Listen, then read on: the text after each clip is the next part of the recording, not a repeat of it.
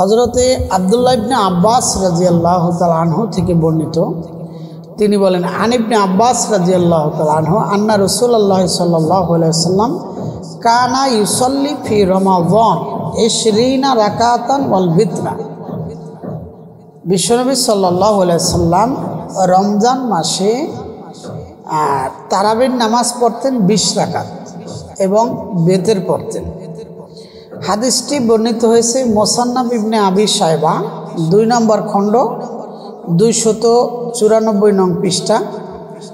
এই হাদিসটি একদম স্পষ্ট যে তারাবির নামাজ 20 রাকাত। আলহামদুলিল্লাহি রাব্বিল আলামিন ওয়াসসালাতু ওয়াসসালামু আলা সাইয়্যিদিল মুরসালিন মুহাম্মাদ ওয়া আলিহি ওয়া আসহাবিহি আজমাইন। আল্লাহুম্মা সাল্লি আলা সাইয়্যিদিনা মুহাম্মাদানিন নাবিয়্যিল উম্মি ওয়া আলিহি ওয়া আসহাবিহি আজমাইন। আলহামদুলিল্লাহ। দেশ ও দেশের বাইরে যারা যেখান থেকে আমাদের লাইভটি দেখছেন সকলকে আন্তরিক মোবারকবাদ এবং 2025 সালের পবিত্র মাহে রমজানের অগ্রিম শুভেচ্ছা জানিয়ে অত্যন্ত গুরুত্বপূর্ণ কিছু আলোচনা আমরা করব ইনশাআল্লাহ। প্রতি বছর আমরা পবিত্র রমজান মাসের গুরুত্বপূর্ণ মাসালাগুলো নিয়ে আমরা আলোচনা করে থাকি। দেশবাসীর জন্য দোয়া চেয়ে, সাহারিতে ইফতারিতে দোয়া চেয়ে আমি শুরু করছি। আমাদের আলোচনার পাঠগুলো, বিষয়বস্তুগুলো আমি বলছি। তারাবির নামাজ 20 রাকাত, 8 রাকাত নয়।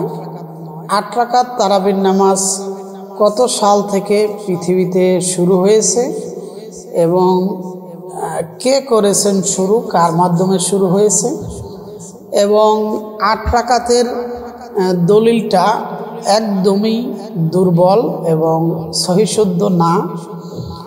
এছাড়া রমজানের রোজা সংক্রান্ত ইফতার, সাহারি, জাকাত, মহিলাদের তারাবি নামাজের মাসালা সহ অত্যন্ত গুরুত্বপূর্ণ মাসালাগুলো আলোচনা করা হবে ইনশাআল্লাহ। তো আজকে আমরা যে বিষয়টি নিয়ে আলোচনা করব, আলহামদুলিল্লাহ সৌদি আরবে আজকে প্রথম রোজা। সেই হিসেবে চাঁদ দেখা গেলে আমাদের বাংলাদেশেও আগামীকালকে রোজা হবে। আজকে প্রথম তারাবি হবে, তারপরে সাহারি খেয়ে রোজা রাখতে হবে। তো আমাদের জামিয়া কাসিমিয়া ইসলামিক রিসার্চ সেন্টারের পক্ষ থেকে আমরা মাসালাগুলো দিয়ে থাকি। যারা দেখছেন সকলের সুবিধার জন্য ভিডিওটি শেয়ার করার জন্য অনুরোধ করছি সদকায়ে জারিয়ার নিয়তে। তারাবির নামাজ 20 রাকাত, এতে কোনো সন্দেহ নেই।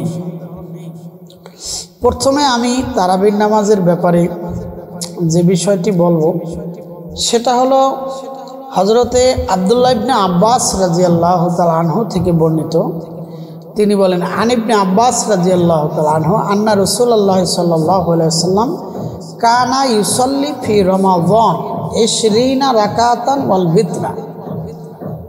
বিশ্বনবী সাল্লাল্লাহু আলাইহি ওয়াসাল্লাম রমজান মাসে তারাবির নামাজ পড়তেন 20 রাকাত এবং বেতের পড়তেন। হাদিসটি বর্ণিত হয়েছে মুসান্নাফ ইবনে আবি শায়বা 2 নম্বর খণ্ড 294 নং পৃষ্ঠা। এই হাদিসটি একদম স্পষ্ট যে তারাবির নামাজ 20 রাকাত, এতে কোনো সন্দেহ নেই। এই হাদিসটি মুসান্নাফ ইবনে আবি শায়বা 2য় খণ্ডের 294 নং পৃষ্ঠায় বর্ণিত হয়েছে। এছাড়া হাদিসটি সুনানে হুমায়দি 271 নং হাদিস, আল মুজামুল কাবির 12152 নং হাদিস মুজামুল কাবিরের, এবং আল মুজামুল জাওয়ায়েদের 13104 নম্বর হাদিস, এবং সুনানে বাইহাকির 4391 নং হাদিস। এই হাদিসটি এই কিতাবগুলোতে বর্ণিত হয়েছে। এমনিভাবে একটি হাদিস বর্ণিত আছে, আন ইয়াহইয়া ইবনে সাঈদ রাদিয়াল্লাহু তাআলা আনহু আন্না ওমর ইবনে খাত্তাব রাদিয়াল্লাহু তাআলা আনহু আমারা রাজুলান ইসাল্লি বিহিম 20 রাকাত। ওমর রাদিয়াল্লাহু তাআলা আনহু তিনি একজন ব্যক্তিকে আদেশ করেছেন 20 রাকাত তারাবির নামাজ পড়ার জন্য। এই হাদিসটিও বর্ণিত হয়েছে মুসান্নাফ ইবনে আবি শায়বার 2 নং খণ্ডের 293 নং পৃষ্ঠায়। এমনি আরও একটি হাদিস বর্ণিত আছে আন মালিকিন আন তারিকিন ইয়াজিদ ইবনে খুসাইফা রাদিয়াল্লাহু তাআলা আনহু আনি সাইব ইবনে ইয়াজিদ রাদিয়াল্লাহু তাআলা আনহু আন্নাহু কানা ইউসাল্লি 20 রাকাতান ফি রমাদান। রমজান মাসে তিনি 20 রাকাত নামাজ আদায় করেছেন তারাবি। এমনিভাবে বর্ণিত হয়েছে আনি সাইব ইবনে ইয়াজিদ قال كنا نقوم في زمان عمر بن الخطاب رضي الله تعالى عنه ب20 রাকাতান ওয়াল বিতরা। সুনানে বাইহাকি সুনানে সুগরা লিল বাইহাকির 1443 নং হাদিস। এমনিভাবে আন মুহাম্মদ ইবনে কাব রাদিয়াল্লাহু তাআলা আনহু কাবিল কুরাইজি রাদিয়াল্লাহু তাআলা আনহু আন্নাহু قال كان الناس يصلون في زمان عمر بن الخطاب رضي الله تعالى عنه في رمضان 20 রাকাতান ওয়ায়ুতিরুনা বিসালাসিন। রমজান মাসে 20 রাকাত তারাবির নামাজ পড়তেন এবং 3 রাকাত বেতের নামাজ আদায় করতেন। এমনিভাবে আন ইয়াজিদ ইবনে রুমান রাদিয়াল্লাহু তাআলা আনহু আন্নাহু قال كان الناس يقومون في زمان عمر بن الخطاب رضي الله تعالى عنه ب23 রাকাত। বেতের সহ হযরত ওমর ফারুক রাদিয়াল্লাহু তাআলা আনহু থেকে বর্ণিত, তিনি বর্ণনা করেন হাদিসটি ইয়াজিদ ইবনে রুমান থেকে বর্ণিত যে 20 রাকাত এবং 3 রাকাত টোটাল 23 রাকাত নামাজ আদায় করতেন তারাবি সহ বেতের সহ। মারিফুস সুনান ওয়াল আসার 1443 নং হাদিস। মুয়াত্তা ইবনে মালিক সফা নাম্বার 380 নং পৃষ্ঠার মধ্যে হাদিসটি বর্ণিত হয়েছে। এমনিভাবে সুনানে বাইহাকির 4392 নং সাফার মধ্যে হাদিসটি বর্ণিত হয়েছে। এমনিভাবে আনিল হাসান আন্না ওমর ইবনুল খাত্তাব রাদিয়াল্লাহু তাআলা আনহু আন্নাহু জামাআন নাসা আলা উবাই ইবনে কাব রাদিয়াল্লাহু তাআলা আনহু আন্নাহু কানা ইউসাল্লি বিহিম 20 রাকাতান। তিনি 20 রাকাত নামাজ আদায় করতেন তারাবির নামাজ। আন উবাই ইবনে কাব রাদিয়াল্লাহু তাআলা আনহু আন্না ওমর ইবনে খাত্তাব রাদিয়াল্লাহু তাআলা আনহু আন্নাহু আমারা আয়ুসাল্লিয়া বিল্লাইলি ফি রমাদান ব20 রাকাতান। 20 রাকাত নামাজ আদায় করার জন্য তিনি আদেশ করেছেন। এমনিভাবে আরও একটি হাদিস বর্ণিত আছে আন যায়েদ ইবনে ওয়াহাব রাদিয়াল্লাহু তাআলা আনহু قال কানা আব্দুল্লাহ ইউসাল্লি বিনা ফি শাহরি রমাদান। রমজান মাসে আমাদেরকে নামাজ পড়াইতেন ফায়ান শরীফু ওয়া আলাইহি লাইলুন, আর যখন ফিরে যাইতেন তখন রাত্র আরও বাকি থাকতো। কল আলা আমাস কানা ইউসাল্লি 20 রাকাতান। আমাস বলেন যে 20 রাকাত তারাবির নামাজ আদায় করতেন। কিয়ামুল লাইলের সাফা নং 157 নং পৃষ্ঠার মধ্যে হাদিসটি বর্ণিত হয়েছে। এমনিভাবে আন আব্দুল আজিজ ইবনে রাফিন কল কানা ইবনু কাবিন ইউসাল্লি বিন নাস ফি রমাজান বিল মদিনাতিল মুনাওয়ারাতি 20 রাকাতান। মদিনা মুনাওয়ারায়ও 20 রাকাত নামাজ ওই যুগে আদায় করতেন। এখন কথা হলো যারা 20 রাকাত তারাবির নামাজ আমরা আদায় করতেছি, বিশ্বনবী সাল্লাল্লাহু আলাইহি ওয়াসাল্লাম তিনি 20 রাকাত নামাজ আদায় করেছেন এবং মসজিদে তিনি এই কথা বলছেন যে আমি তোমাদেরকে জামাতে বাকায়দা আদেশ করতাম, শুধু এই ভয়ে করি নাই যে এটা ফরজ হয়ে যাবে, এই ভয়ে। তো এটা সুন্নাতে মুআক্কাদাই রইল। তো তারাবির নামাজ 20 রাকাত তারাবির নামাজ এইটা সেই নবীজি সাল্লাল্লাহু আলাইহি সাল্লামের যুগ থেকে এ পর্যন্ত মসজিদে নববীতে এবং মক্কাতুল মুকাররমায় পবিত্র কাবা শরীফ, যেটা আমাদের কেবলা, মুসলমানদের কেবলা, যেদিকে ফিরে আমরা নামাজ আদায় করি, যেখানে আমরা হজের মৌসুমে হজ করার জন্য যাই, সেই কাবা শরীফ এবং মদিনাতুল মুনাওয়ারার কথা আমরা কিন্তু কথায় কথায় বলি।